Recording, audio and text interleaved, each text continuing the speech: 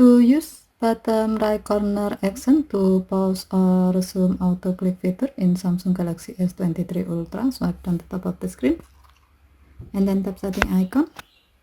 Scroll down the screen to find accessibility. Tap accessibility and then tap interaction and dexterity. Scroll down the screen. Under mouse and physical keyboard section, tap auto action after pointer stops.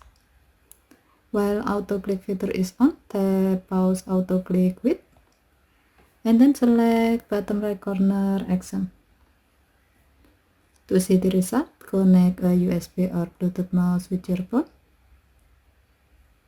Now you can easily pause the auto click feature by hovering and stopping the mouse pointer on the bottom right corner of the screen.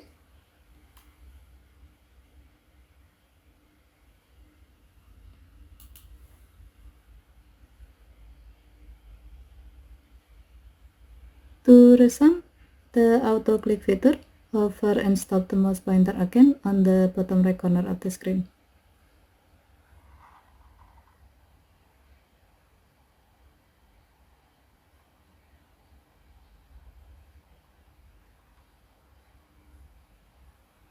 Okay, thank you for watching. Have a nice day.